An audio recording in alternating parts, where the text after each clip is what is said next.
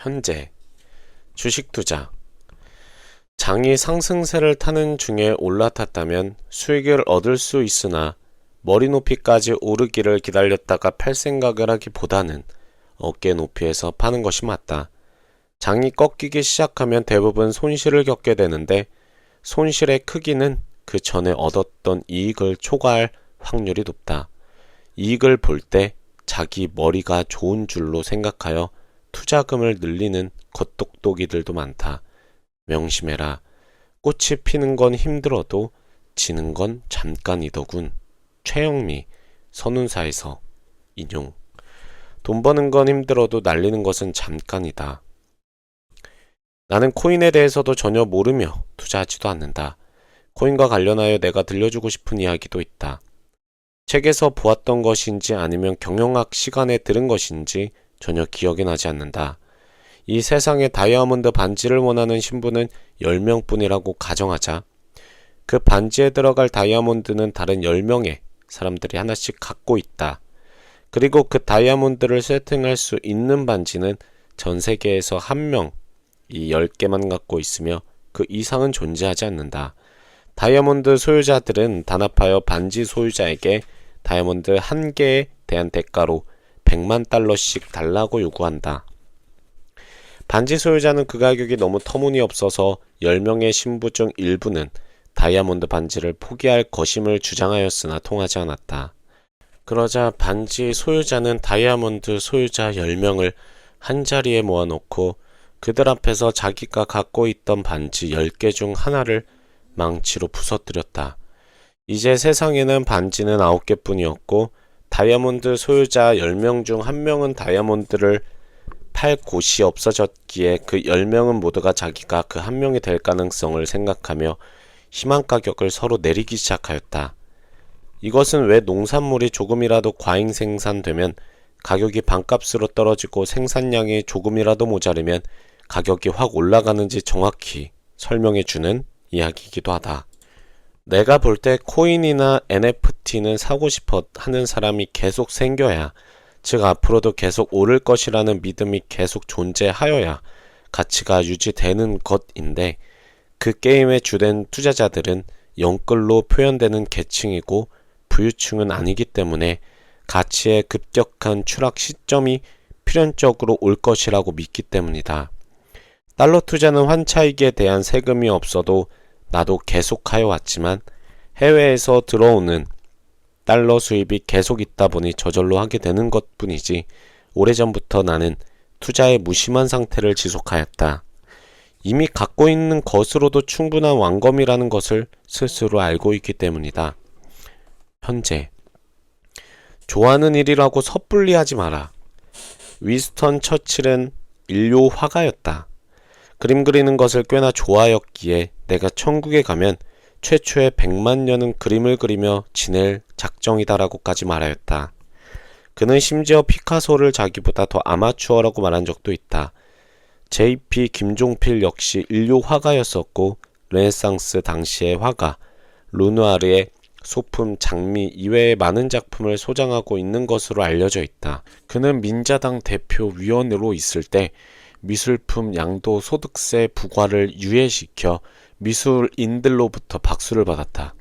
장폴 사르트르는 전업화가와 일요화가의 차이를 예로 들어 전문성과 딜레탕티즘, 아마추어리즘을 명확히 구분했다. 예술을 취미로 좋아하는 애호가들로서는 결코 도달할 수 없는 경지가 예술의 세계에 존재한다는 것이다. 그러나 그의 생각과는 달리 인류 화가가 전업 화가가 이상의 그 경지에 오르는 경우를 우리는 얼마든지 찾아볼 수 있다. 본래 파리의 증권 중개사였으며 인류 화가였던 폴 고갱이 그 예이다. 다니던 증권사가 파산하는 바람에 매일같이 그림을 그리게 되었지만 그의 그림은 친구 고우의 그림들이 그랬듯 팔리지 않았다. 아내와도 헤어지고 고우와의 우정도 깨버리자 그는 타히티에서 원시 그대로를 찬미하며 유럽의 물질주의를 경멸한다. 전직 증권 중개사이었기 때문에 물질주의의 종말을 누구보다도 더 잘 알고 있었을지도 모른다. 그래서인지는 몰라도 그의 대표작 제목은 우리는 어디서 왔고 무엇을 어디로 가는가이다. 앙리 루소 1844년에서 1910년. 역시 가난한 하급 세관원 출신으로 본래 인류 화가였다. 그러다가 49세부터 비로소 전업 화가가 되었다. 화가가 되기 위한 전문적인 교육은 전혀 받지 않았던 그는 단순한 색채와 뚜렷한 윤곽으로 밀림 속 온갖 식물들의 잎새 하나까지 다 묘사해내었고 20세기 미술사의 한 획을 긋는 선구자가 되었다. 그림 그리는 것을 좋아하는 인류 화가였다가 전업 화가가 된 사람들을 나는 행복한 사람들로 믿는다. 좋아하는 일을 하게 된 사람들이기 때문이다. 사실 사람들은 좋아하는 일을 하라고 한다. 국어 사전을 보면 전문으로서가 아니라 즐겨서 하는 일, 좋아서 하는 일을 취미라고 정의한다. 좋아하는 취미가 직업이 되어 먹고 살 수 있게 된 사람들은 그래서 행복하다.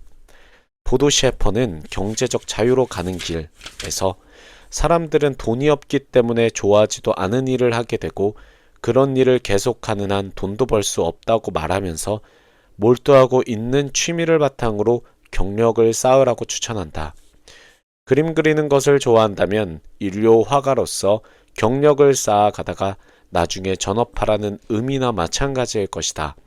하지만 그렇게 할 수 있는 사람들이 과연 얼마나 될까?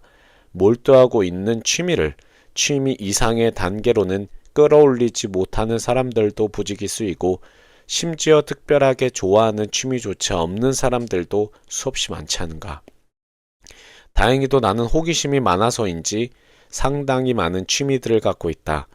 그 중에서 가장 좋아하는 것은 중학생 시절부터 음악을 크게 듣는 것이다. 현재 나 역시 클래식이건 팝이건 랩이건 가야금 산조이건 메탈이건 간에 가리지 않고 듣는 잡식성이다. 그래서 좋은 오디오를 갖추고 마음껏 음반을 사는 희망이었다. 하지만 배고팠던 시절 내가 음악 감상을 좋아한다고 해서 할 수 있는 일이라고는 음악 다방 디스크 자키뿐이었는데 그 월급 가지고는 10년을 모아도 마음에 드는 오디오 세트 하나 장만할 것 같지 않았다. 즉, 내가 좋아하는 일을 한다면 평생 고생문이 훤해 보였다는 말이다. 당신이 좋아하는 것은 무엇인가? 영화를 좋아하는가? 여행을 좋아하는가? 골프를 좋아하는가? 만화를 좋아하는가? 춤을 좋아하는가? 게임을 좋아하는가? 채팅을 좋아하는가? 스포츠, 경기, 관람을 좋아하는가? 그 좋아하는 일의 경제적 가치를 생각하고 자신이 그 일을 남들보다 얼마나 더 잘할 수 있는가를 반드시 생각해라. 물론 경제적 대가를 전혀 기대하지 않은 채 자기가 좋아하는 것에 미친 듯 몰두하는 사람들도 있다. 오타쿠가 그들이다. 오타쿠는 원래 일본어에서 당신, 덱을 뜻하는 2인칭 대명사이다. 그러나 현대적 의미는 이상한 것을 연구하는 사람, 별것도 아닌 일에 지나치게 몰두하는 사람이다. 어떤 것을 광적으로 즐기는 매니아 수준을 훨씬 뛰어넘으며 특정 분야에서 고도의 지식을 지니고 있다. 당신이 오타쿠이건 매니아건 취미 애호가이건 간에 경제적 가치가 별로 없는 것을 좋아하지만 그것에 행복이 있다고 믿는다면 다음 세 가지 길 중 하나를 택하여야 한다. 첫째, 그 분야에서 정말 최고 1인자가 되는 길이다. 예를 들어 게임을 최고로 잘하면 쌈장 같은 게이머나 게임 평론가가 될 수도 있을 것이다. 수명이 길지 못할 것이다. 스포츠 경기 관람을 좋아한다면 방송국의 유명 해설자가 될 수도 있다. 술을 좋아한다면 술을 마신 뒤 뒤끝을 평가하여 주는 전문가가 될 수 있을지도 모르겠다. 채팅을 좋아한다면 외로운 밤, 채팅에서 헌팅하는 법이라는 책을 쓰는 경지에 이를 수도 있을 것이다. 또 여행을 좋아한다면 한비아처럼 미국에서 석사까지 받고 외국 회사에서 근무 잘하다가 35 나이에 불쑥 사표를 내고 7년간 세계의 오지들을 여행한 뒤 그 경험을 책으로 펴낼 수도 있다. 바람의 딸, 걸어서 지구 3바퀴판. 어느 분야에서든지 일단 1인자가 되기만 하면 좋아하는 것을 하면서도 이런저런 방법으로 생활을 영위할 수 있단 말이다. 단, 대부분의 경우 그 생활이 결코 길지 않다는 것을 명심해라. 오타쿠는 어떨까?